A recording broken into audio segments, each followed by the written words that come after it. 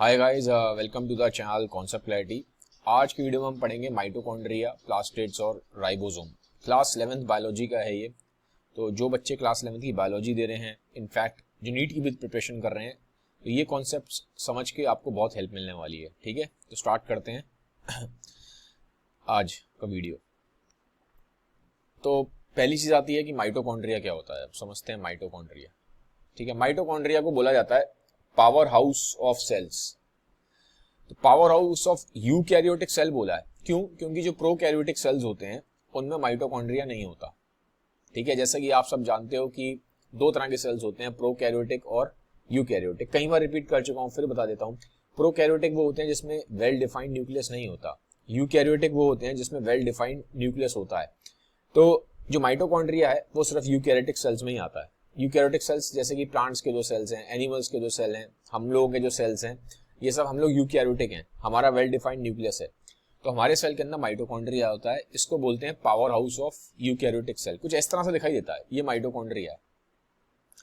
अब सवाल ये उठता है इसको पावर हाउस क्यों बोला गया है, क्यों हम इसको बोलते हैं कि ये पावर हाउस है। देखो, इसलिए बोलते हैं क्योंकि ये एनर्जी जनरेट करता है। हम सबको काम करने के लिए एनर्जी चाहिए होती है। ठीक है, क्या चाहिए हमें काम करने के लिए? एनर्जी चाहिए, ताकत चाहिए ना हमें। तो हमारी बॉडी में जो ताकत आती है सेल के लेवल पे, at the level of cell, हमें ताकत चाहिए। तो हमारी बॉडी किससे बनी है? हमारी बॉडी बनी हुई है ट्रिलियंस ऑफ सेल से। हमारी बॉडी में ट्रिलियंस ऑफ सेल्स हैं, 37 ट्रिलियन के आसपास सेल हैं। बोला जाता है ह्यूमन की बॉडी में 37 ट्रिलियन सेल हैं। तो हर एक सेल को काम करने के लिए एनर्जी चाहिए। तो एनर्जी कहां से बनेगी? ये एनर्जी बनाने का काम करता है माइटोकॉन्ड्रिया। ठीक है, एनर्जी को बनाने का काम करता है माइटोकॉन्ड्रिया, इसीलिए से बोलते हैं पावर हाउस ऑफ सेल। होता कहाँ है ये? साइटोप्लाज्म में होता है। जैसे कि मान लो ये सेल है, तो सेल के अंदर आपको पता है साइटोप्लाज्म होता है, तो साइटोप्लाज्म में माइटोकॉन्ड्रिया होता है और ये सेलुलर रेस्पिरेशन में हेल्प करता है। ठीक है, अगर मैं बोलूं तो जो सेलुलर रेस्पिरेशन है वो माइटोकॉन्ड्रिया में ही होती है। अब सेलुलर रेस्पिरेशन क्या है? ये टर्म क्या है? टेक्निकल टर्म है, समझना जरूरी है। सेलुलर रेस्पिरेशन का मतलब होता है किसी भी चीज को एक तरीके से सेल के लेवल पे। सेलुलर का मतलब कि ये सेल के लेवल की चीज है, इसलिए सेलुलर। ठीक है, वर्ड्स को ब्रेक कर लो। सेलुलर का मतलब होता है जो सेल के लेवल पे हो रहा है। रेस्पिरेशन का मतलब क्या है? जो आप खाना खाते हो वो सारा ग्लूकोज में कन्वर्ट होता है। उस खाने से एनर्जी निकालना, उस खाने से जो हम खाना खाते हैं, जो हमने फूड खाया है, ठीक है, वो फूड जो आप खाते हो स्टमक में जाके, इंटेस्टाइन में जाके ग्लूकोज में कन्वर्ट हो जाता है। ग्लूकोज से फिर ब्लड में चला जाता है, ब्लड के थ्रू सारे सेल्स पे जाता है। तो वो जो ग्लूकोज है, वो जो आपने खाना खाया था, वो एनर्जी में जो कन्वर्ट होता है सेल के लेवल पे, इसको बोलते हैं सेलुलर रेस्पिरेशन। ठीक है, एज सिंपल एज दैट। तो सेल में कहां पे होता है सेलुलर रेस्पिरेशन? माइटोकॉन्ड्रिया में। ठीक है, माइटोकॉन्ड्रिया सारे बॉडी सेल टाइप में होते हैं। हमारी बॉडी में हर जगह mitochondria, except for red blood cell. Red blood cell में माइटोकॉन्ड्रिया नहीं होता, आरबीसी में माइटोकॉन्ड्रिया नहीं होता। क्यों नहीं होता, इसका भी क्वेश्चन उठता है। देखो, आरबीसी के अंदर, आरबीसी का मेन काम क्या है? आरबीसी के अंदर एक मॉलिक्यूल होता है हेमोग्लोबिन। जैसे मान लो ये आरबीसी है, ठीक है, और ये आप मान लो आपका हेमोग्लोबिन है। इस हेमोग्लोबिन से अटैच होती है oxygen. RBC mainly oxygen carry करता है। अब मान लो यहाँ माइटोकॉन्ड्रिया भी आ जाए, मान लो माइटोकॉन्ड्रिया भी आ गया इसके अंदर, मान लेते हैं। होता नहीं है आरबीसी में माइटोकॉन्ड्रिया, लेकिन अगर हम मान लेते हैं कि माइटोकॉन्ड्रिया होता है, यहाँ पे मान लो यहाँ माइटोकॉन्ड्रिया भी है, ये माइटोकॉन्ड्रिया है, हमने माना है ऐसा कि यहाँ माइटोकॉन्ड्रिया भी है। तो अगर यहाँ माइटोकॉन्ड्रिया होता ना, तो माइटोकॉन्ड्रिया बहुत सारी ऑक्सीजन खुद से कंज्यूम कर लेता है। माइटोकॉन्ड्रिया जब एनर्जी कन्वर्ट करता है ना, फूड को जब एनर्जी में कन्वर्ट करता है, एटीपी में कन्वर्ट करता है माइटोकॉन्ड्रिया, तो बहुत सारी ऑक्सीजन कंज्यूम करता है। तो फिर होगा क्या? जो बहुत सारी ऑक्सीजन फिर माइटोकॉन्ड्रिया कंज्यूम कर लेगा, तो आरबीसी, ये जो फिर हेमोग्लोबिन के पास जो ऑक्सीजन आनी चाहिए, ठीक है, वो फिर कम हो जाएगी। भाई आरबीसी का काम क्या है? ऑक्सीजन किसको देना? सेल्स को देना, बॉडी के सेल्स को पहुंचाना ऑक्सीजन, ये आरबीसी का काम है। ठीक है, लेकिन आरबीसी ऑक्सीजन सेल्स को तभी देगा ना जब आरबीसी पे खुद ऑक्सीजन बचेगा। अगर यहाँ माइटोकॉन्ड्रिया आ गया तो ऑक्सीजन तो माइटोकॉन्ड्रिया ले लेगा सारी, फिर ये आरबीसी सेल्स को क्या देगा? ठीक है, इसीलिए माइटोकॉन्ड्रिया नहीं होता इसमें, आरबीसी में। तो क्वेश्चन आ सकता है कि माइटोकॉन्ड्रिया क्यों नहीं है आरबीसी में। ये कॉन्सेप्चुअल भी इंपॉर्टेंट है यार, कॉन्सेप्चुअल के पॉइंट ऑफ व्यू से। एग्जाम छोड़ो, कॉन्सेप्ट्स को भी समझना जरूरी है। अब एक चीज और है, माइटोकॉन्ड्रिया में खुद का डीएनए होता है, माइटोकॉन्ड्रिया में खुद का राइबोसोम होता है। ठीक है, ये इंपॉर्टेंट चीज है। देखो, माइटोकॉन्ड्रिया आइए, इसमें अपना डीएनए खुद का, ये देखो डीएनए यहाँ पड़ा है, डीएनए होता है तो यहाँ पे इसका अपना आरएनए भी होता है, ये दिया नहीं है वैसे बता रहा हूँ, ठीक है। इस पे माइटोकॉन्ड्रिया में डीएनए है, माइटोकॉन्ड्रिया में आरएनए है और माइटोकॉन्ड्रिया में राइबोसोम भी है। ये बड़ा इंपॉर्टेंट चीज है, माइटोकॉन्ड्रिया में डीएनए भी है, माइटोकॉन्ड्रिया में आरएनए भी है, माइटोकॉन्ड्रिया में राइबोसोम भी है। अब आप एक चीज देखो, डीएनए है, आरएनए है, राइबोसोम है, तो क्यों है ये प्रेजेंट? ये क्वेश्चन उठता है कि डीएनए, आरएनए, राइबोसोम्स क्यों प्रेजेंट है? अगर डीएनए है, डीएनए से पता है आपको बनता है आरएनए, आरएनए से फिर क्या बन जाता है हमें पता है, प्रोटीन बनता है। प्रोटीन कैसे बनेगा? राइबोसोम बनाते हैं प्रोटीन, ये हमें पता है, पीछे पढ़ के आए हैं, ठीक है। नहीं पता तो अभी समझ लो, डीएनए से आरएनए बनता है, फिर आरएनए से राइबोसोम्स प्रोटीन बनाते हैं, ठीक है। तो हमें पता है कि डीएनए है, आरएनए है, राइबोसोम है माइटोकॉन्ड्रिया के अंदर, तो कहीं ना कहीं प्रोटीन भी बन रहा होगा, तभी तो प्रेजेंट है, नहीं तो कर क्या रहे हैं फिर प्रेजेंट नहीं, कुछ फंक्शन होगा, किसी काम के लिए तो प्रेजेंट है इसके अंदर, ठीक है। तो ये देखो, माइटोकॉन्ड्रिया का डीएनए होता है, माइटोकॉन्ड्रिया में राइबोसोम्स होता है और they can make their own protein, ये अपना खुद का प्रोटीन बना सकते हैं, ये इंपॉर्टेंट चीज है। फिर एक चीज और है, इसमें जो राइबोसोम्स है वो 70S है। अब देखो राइबोसोम दो तरह के होते हैं, ये भी आगे पढ़ोगे आप, बताऊंगा राइबोसोम्स में 70S और 80S, ठीक है। तो जैसे कि मान लो ये सेल है, ठीक है, ये मान लो सेल है। अब सेल में जो साइटोप्लाज्म में राइबोसोम पड़ा होगा, ये साइटोप्लाज्म मान लो पूरा, ठीक है, ये साइटोप्लाज्म। तो सेल में जो साइटोप्लाज्म में राइबोसोम पड़ा है, मान लो ये राइबोसोम है, वो तो होगा 80S, ठीक है। ये कौन सा राइबोसोम है? जो साइटोप्लाज्म में पड़ा हुआ है। और जो राइबोसोम माइटोकॉन्ड्रिया के अंदर है वो 70S है। तो ये इंपॉर्टेंट डिस्टिंक्शन है, इसको ध्यान रखना। ये मान लीजिए, अगर हम मान लेते हैं माइटोकॉन्ड्रिया है और अगर यहाँ पे भी एक राइबोसोम पड़ा हुआ है, यहाँ पे जो राइबोसोम पड़ा होगा माइटोकॉन्ड्रिया के अंदर वो 70S होगा, ठीक है। ये चीज ध्यान रखना। राइबोसोम देखो, एक तो राइबोसोम साइटोप्लाज्म में है, हमें पता होता है फ्री राइबोसोम्स होते हैं और एंडोप्लाज्मिक रेटिकुलम से लगे होते हैं, ठीक है। तो जो राइबोसोम साइटोप्लाज्म में है वो तो 80S है और जो राइबोसोम माइटोकॉन्ड्रिया के अंदर है वो 70S है। हम बात किसकी कर रहे हैं? यूकैरियोट्स की, ये ध्यान रखना, ठीक है। ये बहुत इंपॉर्टेंट चीज है, इस पॉइंट को ध्यान रखना। फिर माइटोकॉन्ड्रिया डबल मेम्ब्रेन का होता है, दो मेम्ब्रेन होती हैं, आप देख सकते हो, एक इसकी आउटर मेम्ब्रेन है, एक इसकी अंदर की मेम्ब्रेन है, ठीक है। अब जो अंदर की जो मेम्ब्रेन है फोल्ड टाइप के हैं, अंदर की जो मेम्ब्रेन है इसमें फोल्ड देख रहे हो, जैसे फोल्ड्स हैं, ये फोल्ड देख रहे हो, ये फोल्ड। तो ये जो फोल्ड होते हैं, हमने एंडोप्लाज्मिक रेटिकुलम में भी देखा था कि इस टाइप के फोल्ड्स देखे थे, फोल्ड्स। तो ये जो फोल्ड्स हैं इन्हें क्या बोला जाता है? इन फोल्ड्स को बोलते हैं क्रिस्टे। प्रोनाउंसिएशन हो सकता है मेरी गलत हो, लेकिन आप मेन बात समझ लो कि ये फोल्ड्स को क्रिस्टे बोलते हैं। और जो इन फोल्ड के अंदर की जगह है इसे मैट्रिक्स बोला जाता है, बहुत जगह इसको ल्यूमन भी बोल देते हैं, ठीक है। तो ये इस तरीके से बाकी आप देख चुके हो, पूरा स्ट्रक्चर आपको समझ में आ गया है। राइबोसोम्स होते हैं, एटीपी यहाँ पे सिंथेसाइज होता है। एटीपी क्या है? एनर्जी की यूनिट है। आपकी जो सेल है वो ग्लूकोज को कन्वर्ट करता है एटीपी में, फिर उसी से एनर्जी बनती है, ठीक है। ये सब मैंने आपको पढ़ा दिया है। माइटोकॉन्ड्रिया अपने आप में डिवाइड होता है फिजन के थ्रू। डिवाइड कैसे होता है? फिजन के थ्रू। आई थिंक माइटोकॉन्ड्रिया में ज्यादा कुछ नहीं है। अब आता है प्लास्टिड। प्लास्टिड खाली प्लांट सेल में होते हैं, एनिमल सेल्स में नहीं होते। ये डिस्टिंक्शन बहुत इंपॉर्टेंट है। They are not found in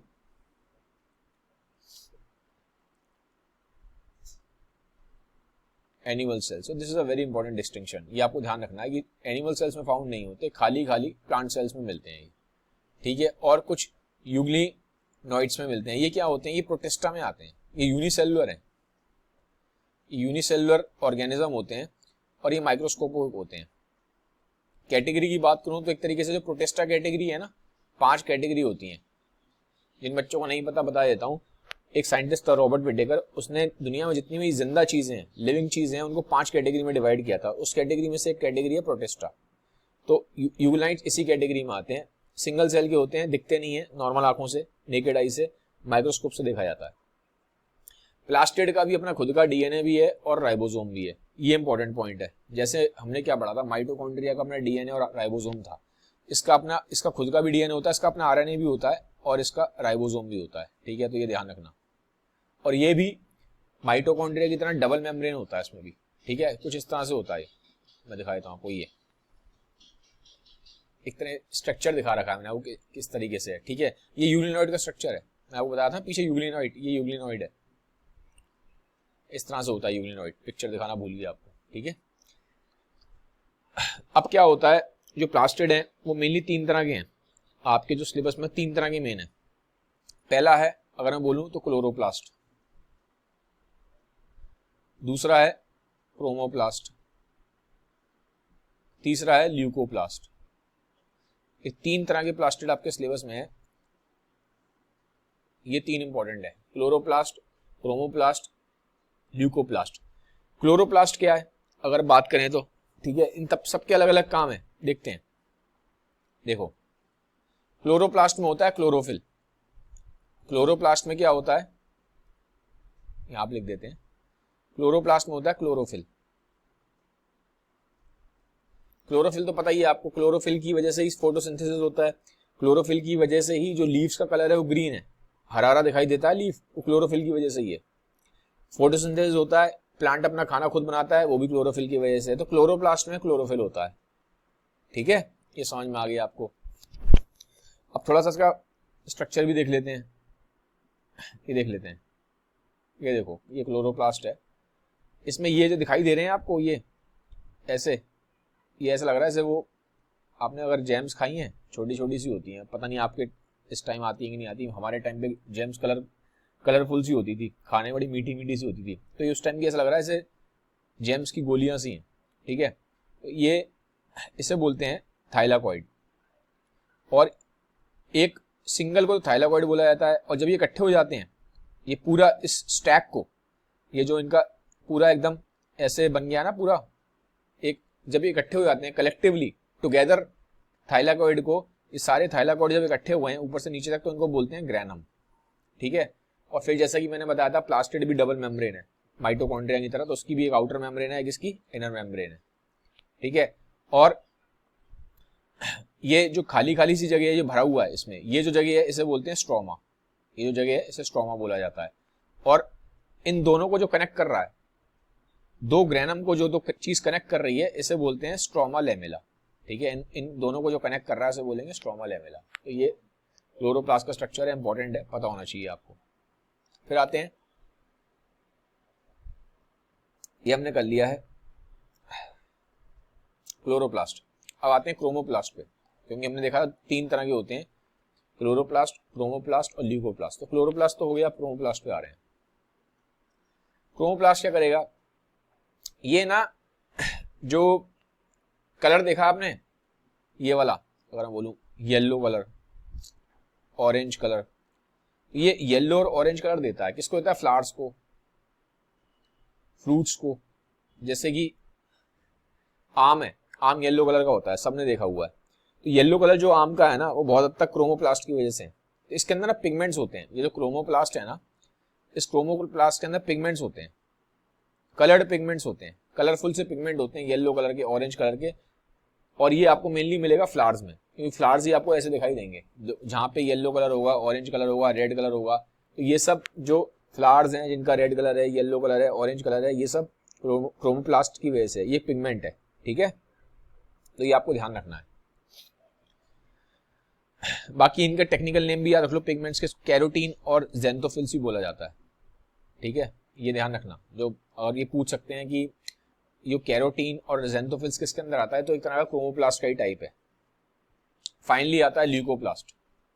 chloroplast हो गया, क्रोमोप्लास्ट हो गया, ल्यूकोप्लास्ट आ गया। ल्यूको में कोई कलर नहीं होता, ये कलरलेस है, ठीक है, कलरलेस है। इसका मेन काम क्या है, कलर तो है नहीं, तो फिर क्यों है वहां पे भाई। जो क्लोरोप्लास्ट था वो तो क्लोरोफिल दे रहा था green colour, chromoplast yellow orange colour दे रहे थे, ये तो कलर दे नहीं रहा, तो फिर ये क्यों है प्रेजेंट, इसमें तो कोई पिगमेंट ही नहीं है, कलरलेस है, क्यों है। स्टोर करता है ये न्यूट्रिएंट्स को, न्यूट्रिएंट स्टोर करने के काम आता है। अब कैसे स्टोर करता है, न्यूट्रिएंट कौन कौन से होते हैं, फैट्स होते हैं, 3 ही न्यूट्रिएंट्स होते हैं, कार्बोहाइड्रेट्स होते हैं, और तीसरा क्या होता है, प्रोटीन। तो इन तीनों को स्टोर करता है ये। अब इन तीनों को स्टोर करने के लिए इसके अलग अलग कंपार्टमेंट है, उन कंपार्टमेंट के नाम क्या है देख लो, ये इंपॉर्टेंट है। ये तो मैंने आपको बता दिया है, अभी बताता हूँ आपको। देखो ल्यूकोप्लास्ट के कंपार्टमेंट की बात कर रहे हैं। ये ल्यूकोप्लास्ट के 3 टाइप हैं, अमाइलोप्लास्ट, एलिलोप्लास्ट और एलियोप्लास्ट। ये तीनों ही जो मैं आपको बता रहा हूं, ये तीनों ही ल्यूकोप्लास्ट के टाइप हैं, ल्यूकोप्लास्ट के टाइप है, ठीक है। ये तीनों उसी के टाइप हैं ल्यूकोप्लास्ट के। ल्यूकोप्लास्ट क्या करता है, स्टोर करता है न्यूट्रिएंट्स को, ठीक है। तो न्यूट्रिएंट्स कौन से होते हैं, कार्बोहाइड्रेट, फैट और प्रोटीन। तो कार्बोहाइड्रेट को स्टोर तो करता है एमाइलोप्लास्ट, ठीक है। और जो एलियोप्लास्ट है ये स्टोर करता है फैट और ऑयल, एलियोप्लास्ट है ये स्टोर करता है प्रोटीन। भैया तीन ही तो होते हैं, कार्बोहाइड्रेट, फैट और प्रोटीन, ये 3 न्यूट्रिएंट होते हैं, तो तीनों को ये अलग अलग स्टोर करते हैं। अमाइलोप्लास्ट में आता है कार्बोहाइड्रेट, क्यों, जो अमाइलो वर्ड है ना, ये भी एक तरह का अमाइलोपेक्टिन से आता है, अमाइलेज से आता है, ये सब कार्बोहाइड्रेट ही है, तो ऐसे याद रख सकते हो। ये देखो ऑयल, इसमें एक वर्ड दिखाई दे रहा है, उल्टा पढ़ोगे तो ऑयल बन रहा है, OIL, तो ठीक है। तो ये क्या स्टोर करेगा, ये ऑयल स्टोर करेगा, ऑयल फैट एक ही बात है। बचा हुआ क्या रह गया, एलियोप्लास्ट, तो ये स्टोर कर लेगा प्रोटीन। तो याद करने का तरीका बता रहा हूँ, ठीक है। अब एक बार रिकैप कर सकते हो, क्लोरोप्लास्ट में क्या है, क्लोरोफिल होता है, फोटोसिंथेसिस करता है, ठीक है। क्रोमोप्लास्ट में क्या है, रेड, येलो, ऑरेंज कलर के क्या है, पिगमेंट्स हैं इसके अंदर, इसमें ग्रीन पिगमेंट है, क्लोरोप्लास्ट में ग्रीन है, इसमें रेड, ऑरेंज, येलो है, इनको कैरोटेनॉइड्स भी बोलते हैं, ठीक है। कहाँ होता है ये, फ्लावर्स ऑफ फ्रूट में। ल्यूकोप्लास्ट में क्या है, इसमें कोई पिगमेंट ही नहीं है, तो क्या स्टोर करता है, स्टार्च भी करता है, फैट भी करता है, दिया नहीं है बता रहा हूँ, तीनों आएंगे इसमें, कंप्लीट नहीं है। स्टार्च मतलब कार्बोहाइड्रेट है, ये कार्बोहाइड्रेट है, कार्बोहाइड्रेट, फैट, प्रोटीन तीनों को स्टोर करता है, ठीक है। तो ये हमने समझ लिया, हमारा हो गया ल्यूकोप्लास्ट। अब हम फाइनली आते हैं अपने राइबोसोम पे। राइबोसोम फर्स्ट टाइम ऑब्जर्व करे गए थे, अगर हम बात करते हैं तो। इसमें प्रॉब्लम क्या कर रहा है, सॉरी यार,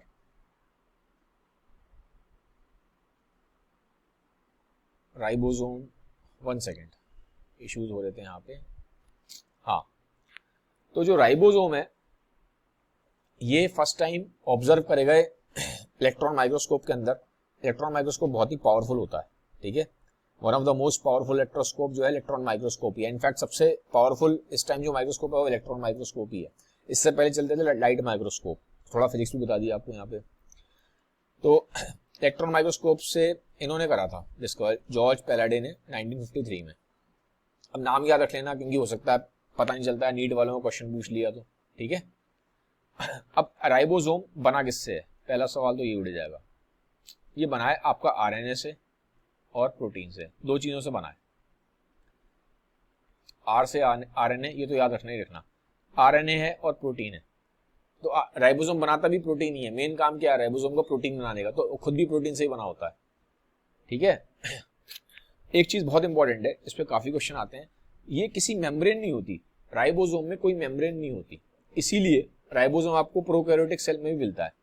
जो बैक्टीरिया होता है, बैक्टीरिया में भी राइबोसोम मिलता है, राइबोसोम का अपना कोई मेम्ब्रेन नहीं है। तो ये बहुत इंपॉर्टेंट पॉइंट है, it don't have any membrane नहीं है इसकी। This is a very important point, इसे मार्क कर सकते हो स्टार, ठीक है। इस पर डायरेक्ट क्वेश्चन आए। फिर अब एक चीज है, ये मैंने आपको पहले ही बता चुका हूं, दोबारा बता रहा हूं, 2 तरह के राइबोसोम होते हैं, 80S और 70S।